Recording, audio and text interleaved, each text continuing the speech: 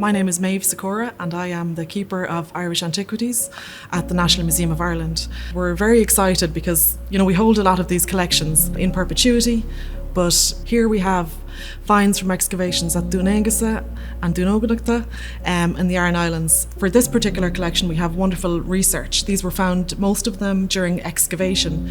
So we have a layer of extra information that we don't have for every object in our collection.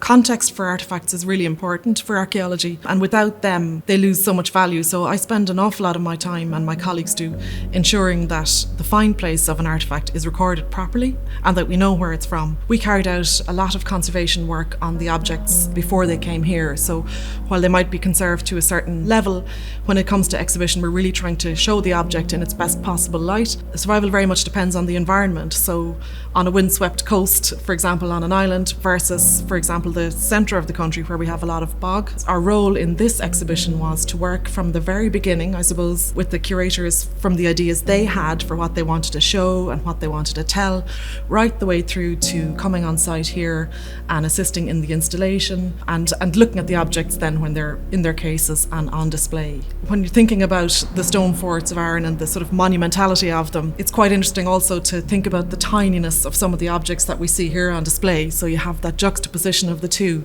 It's a very nice experience to visit a monument and then to come and look at the objects that were from there.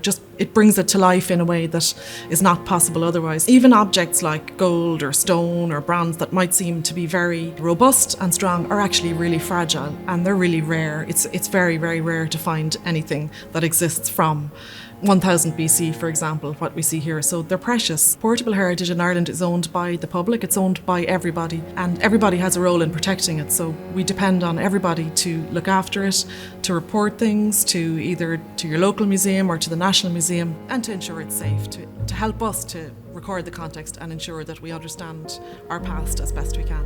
We really depend on everybody to protect it together, to protect it for future generations, because after all it belongs to everybody.